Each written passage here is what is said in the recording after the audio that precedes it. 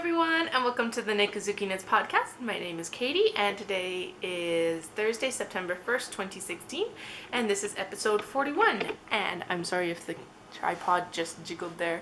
There is a cat in my lap being a dork. This is Remy, and yeah, he's just up here trying to get some cuddles and not suspecting that I'm going to hold him up to the camera. I'd like to say an especially warm welcome to all my new and returning viewers. Thanks so much for joining me. I am late this week and I am sorry for that, but my schedule is a little bit more unreliable. Sorry, there's cat hair everywhere now. Because we're heading into the last couple shows of the season. I'm super busy and I haven't had the energy to record the last couple Tuesdays, in part I think because picking Dallas up or dropping him off at the airport. Dropping him off is particularly early. I actually went for a nap on Tuesdays, so and the other reason this week, sorry, see, I'm still not quite in the right headspace. Anyway, the other reason this week is because the Ridged for Your Pleasure Cal ended yesterday, and so I figured I may as well wait one extra day just to be able to do the prize drawing. There were 2 unique entrants in the prize drawing, and so what I'm going to be doing is I'm actually adding a prize so that both of you ladies get a prize, and basically what I'm drawing for is the yarn for your prize. So each of you will get a bag of your choice, a small bag of your choice from my shop, and then you'll get a skein of yarn as well. Both of these are ancient art yarns. The first one is Stargazer, and the second one is Calico Cat. So I already did the drawing, and Angie's Hip won the Stargazer yarn, so congrats Andrea. Let me know what bag you would like from the shop. Your entry, or her entry, was a pair of mittens, so thanks so much for entering those, Andrea. And then the other entry that won is Linda. She test knit for me for the fingering weight hat for the Ridged for Your Pleasure collection, and she's going to win the Calico Cat yarn. So ladies, I will message you to let you know that you've won, simply so that we can get the prizes out in a timely fashion. So A, you get them, and B, I don't have to carry them to Victoria. So thanks so much for entering, and thank you for testing for me as well. And I will let you know that you have won the prizes so that we can get what bags you want sorted out, and I can get those shipped out for you as soon as possible. So thanks again, guys. There are a couple more cals being run. Well, there's one more cal in my group, and there's one more cal I'm hosting in the Knit City group. I'll go over those real quick now, just so that we can move on with everything else. The first one that's being hosted in the group is the Canada Cal, and that's running until September 30th. There's lots of awesome prizes, including yarn and bags. And all the rules are in the Ravelry group, so definitely go check that out there. And then in the Knit Social Ravelry group, which is essentially the Knit City group for Vancouver, I'm hosting a cal there as well, and all the rules are in that thread too. I will link to both of those cals in the show notes on Ravelry as well. So come over and join. There's lots of prizes.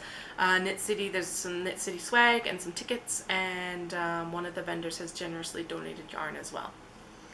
So with that, everything for cals is done, actually. Not finished. The Canada Cal runs until September 30th, and the Knit City Cal runs until September 15th. But the Ridge for Your Pleasure Cal now closed, so thanks for the participation, ladies.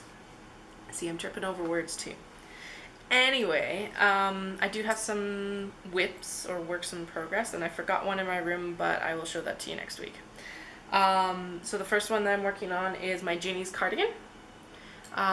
This was the sleeve I was working on last week, and that's where I was. That's where I am now. I finished the full sleeve. As you can see, I do have some color trending, even though I'm alternating skeins. I'm alternating every 2 rows, so I don't know why. It's kind of tiger striping. You can't see that as much in person, so that's nice. But one sleeve is done, and then the other one is only a few inches from being completed. I'm nearly out of one ball of yarn that I'm alternating, but I think I'll just finish this sleeve in the other yarn just so that I don't have to break into another skein. I have to admit, I don't like knitting bottom-up sweaters as much as top-down. I don't know why. There's the same amount of work, or a similar amount of work, but they just seem so much more tedious, and I think it might be partly because of the construction of the sleeves first. I don't know. I'm really excited to have the cardigan, as I've mentioned before, but yeah, it's getting a little bit tedious. I'm using, the pattern calls for US 6 4.0 millimeter needles, which is what I'm using, my Chiaogus, and I'm knitting this out of Sweet Georgia Yarns Superwash DK in the Amethyst colorway. So, and then the cuff was knit on US 4, which is a 3.5 millimeter. So yeah, I'll be happy to have this done so I can get back to the body and get the sweater finished. I was vainly hoping for it to be finished in time for Knit City, but I don't think that's going to happen, so we'll see. Then the other thing I'm knitting is another pair of Ruched for Your Pleasure socks. I need a straw sample because the pair that I knit for the actual sample is fairly beaten up, actually. The yarn has started fuzzing already, which is annoying, but whatever, Dallas likes them. So, but I just didn't want the sample to be fuzzy. And as you saw last week, I do have a naked foot form. So I'm knitting it a sample. Well, I'm knitting it a covering as a sample of the pattern. And this yarn is Ancient Arts Yarns as well. It's their 80% superwash fine merino, 20% nylon fingering sock, and it's the colorway Eiffel Tower. And I'm really loving how this is knitting up. The purl sections are going to look really interesting on this. So I'm enjoying that. It feels, yeah, that's the one thing about this Calico Cat yarn, is it's definitely a light fingering, whereas this is a really like bouncy fingering. It's so much fun, and it's feels luxurious. It's only merino nylon, but it feels super luxurious. So it doesn't have a ton of give, but it's definitely, it's nice and plump. I love it. I don't know if you can see it. Focus on the yarn camera. Anyway, it's bouncy and I'm enjoying it. I'm having fun. I'm loving the color. It's not typically a color I would choose, but I'm really enjoying it. So I think that is all the, oh no. I did forget one thing in my room, but I have started a mitered square blanket from my sock scraps. And I'm blaming the two tangled skeins, ladies, because I've been debating how to use up my like sock yarn scraps since I started using sock yarn. And I thought hexapass, because I love the hexapass, but I don't want to have to mess around with gauge too much. And so the mitered square blanket's really nice in the fact that I was just able to cast it on and go, and that's what I did yesterday. So I will show that next week. I've only got one square and like a quarter done of the next square finished, so that it's going to be a long process, but I will bring it on the podcast next week. Alright, so I finished reading An Ember in the Ashes last week by Saba Tahir, and then this week I'm reading A Torch Against the Night, also by Saba Tahir. It's the sequel to An Ember in the Ashes. This one, it actually just came out on Tuesday, so I finished An Ember in the Ashes like at the perfect time. But once I finish this, I'm going to have to actually wait for a year again, like a lot of my series. I'm really enjoying it. It's good. I do recommend it. It's an older teen book again, simply because it deals with a lot of blood and gore and issues of slavery. Same as An Ember in the Ashes, but yeah, older teen and up, I do really recommend it. It's worth the read. I was reading Beauty in the Darkness, I think. The third book in the Remnant Chronicles. I talked about it a few weeks ago. but I've had to set it aside. And I don't know when I will be picking that one back up. It's going into hibernation even on my Goodreads, just simply because I got to a point where I just couldn't do it anymore, and for good reason as well. If you enjoy the book, that's fine. So I don't really want to say a lot of negative things, but just for me right now, it's not doing it at all. So I'm really enjoying this other one. Let's see. There's really not much more. We didn't do much last week. Well, we did a lot. Like, we did a lot of outdoor stuff. We're both trying to lose weight. So we've been doing a lot of walking, and we did a lot of walking. Went for a really long walk in Calgary, actually, which was really good.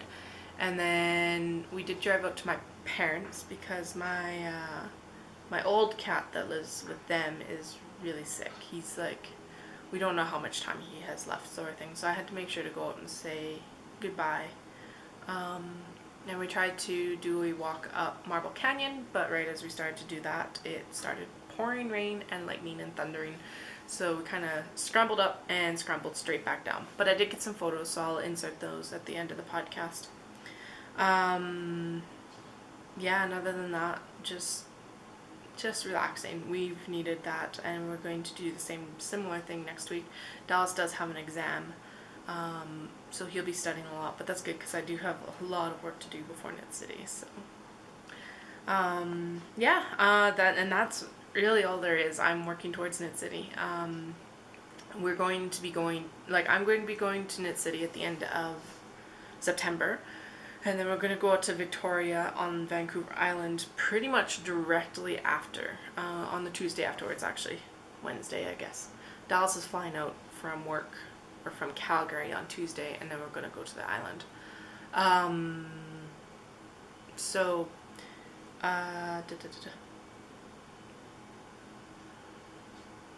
most of my work for Calgary Fiber Arts Fair, which is in November, has to be done pretty much before we head to Victoria because it'll be a tighter turnaround. I'll have a couple weeks, but not very much time at all. And that brings me to shop news, and that's really all there is. So if you don't want to hear the shop news, I will see you all in a week. I will try to record on Tuesday, and if I don't record on Tuesday, it will be Wednesday. I might be shifting to a Wednesday schedule, but I'm not 100% sure on that yet. But thanks for joining me, and everybody who wants to hear the shop news. Basically what's happening right now is I'm finishing up the OB bags I talked about last week, and I will be having an update on I believe it's the 17th. I'm just going to check my phone here. Yeah, it'll be Saturday, September 17th, and I will let you know the time closer to when that happens. There will be a preview of all the items that are going to be available